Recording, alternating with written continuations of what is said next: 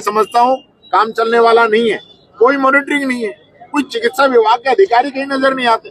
कौन मॉनिटरिंग कर रहा है, कौन इस सारी चीजों को देख रहा है, कौन दौरे कर रहा है, कौन लापरवाह लोगों पे कार्रवाई कर रहा है, कुछ समझ में नहीं आता। क्या मजाक बना रखा है इस सरकार का। लोग कहते हैं सरकार नहीं सर्कस चल रहा है। तो मैं अपनी संवेदनाएं जो है इस इतने बड़े हादसे और दुख की घड़ी के अंदर प्रकट करना चाहूंगा। मैं समझता हूँ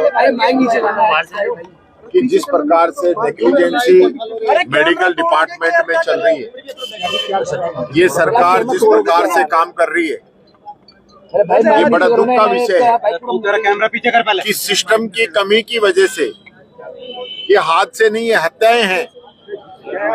पिपलोदी स्कूल की घटना को हम भूले नहीं कि किस प्रकार से सिस्टम की कमी की वजह से बच्चों की मौत हुई, और आज शॉर्ट सर्किट की वजह से एसएमएस के अंदर इतना बड़ा हादसा हो गया।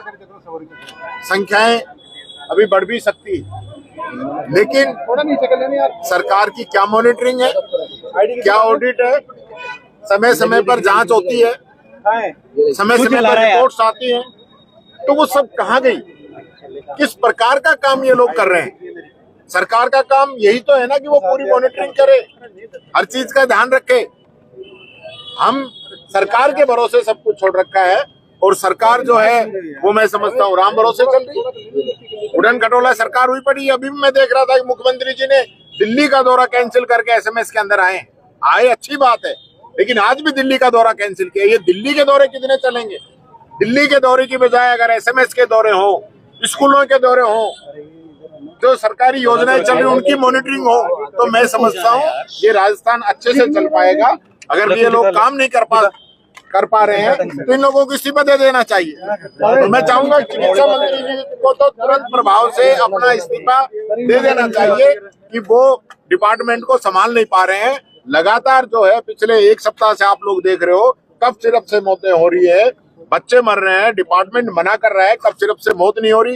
एक डॉक्टर ने कहा कि कफ सिरप से नहीं हो रही, मैं पी के दिखाता हूँ। उसने जैसे कफ सिरप ली 8 घंटे में होश आया उसको। ये हालत राजस्थान के अंदर हो रही है। कोई मॉनिटरिंग नहीं है, कोई सिस्टम नहीं है। मैं मुख्यमंत्री जी से निवेदन करना चाहूंगा कि दिल्ली के चक्कर छोड़ो। मैंने पहले भी कहा है, विधानसभा में भी कहा है, कितना दिल्ली जाओगे? दिल्ली ने आपको बना दिया, आप परफॉर्मेंस करिए, आप काम करके दिखाइए, तो दिल्ली जाने की जरूरत नहीं पड़ेगी। आज लगातार हादसे पे हादसे होते जा रहे हैं। मृतक अब धरने पर बैठे हुए हैं, मुआवजे की भी मांग कर रहे हैं मृतकों के परिजन जो है। मुआवजा मिलना चाहिए, मुआवजा मिलना चाहिए। सरकार जो चिकित्सा मंत्री जी हैं उनका इस्तीफा होना चाहिए। जो दोषी कर्मचारी है, जिनकी लापरवाही रही है, उन पे कार्रवाई होनी चाहिए।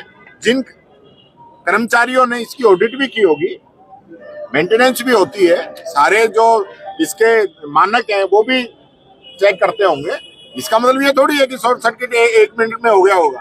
कहीं ना कहीं कोई कमी रही होगी, केबल कमजोर है, लोड ज्यादा है, घटिया क्वालिटी के स्विच लगे हैं, कुछ ना कुछ तो मिलेगा। ऐसे थोड़ी ना होता है शॉर्ट सर्किट ऐसे हो जाएगा, फिर तो सब जगह ही हो जाए। चिकित्सा मंत्री कहाँ है अभी तक ये तक नहीं पता, और ना ही यहाँ पर पहुंचे अभी। निश्चित तौर पर मैं कह रहा हूँ कि इतना बड़ा हादसा हुआ है।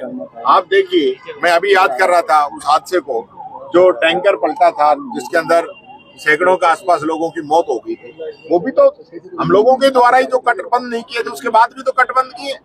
तो जो प्लानिंग पहले होनी चाहिए, सरकार की मॉनिटरिंग होनी चाहिए कि हम हादसों को कैसे रोकें। हादसे होने के बाद में तो आप क्या करोगे? संवेदना जताएंगे और मुआवजे की कुछ घोषणा कर देंगे, और उसके बाद छुट्टी। जांच आयोग बना देंगे, टीम गठित कर देंगे। हमने जांच कमेटी बना दी है, वो जांच कमेटी की रिपोर्ट जब तक आएगी, जब तक सब लोग इसको भूल जाएंगे। ऐसी क्या इस सरकार का काम है जो लोगों की जान से खेल रही है? चारों तरफ जो है हाहाकार मचा हुआ है। मैं कहना चाहूंगा तुरंत प्रभाव से जो मृतक है उनके लिए मुआवजा की घोषणा सरकार करे।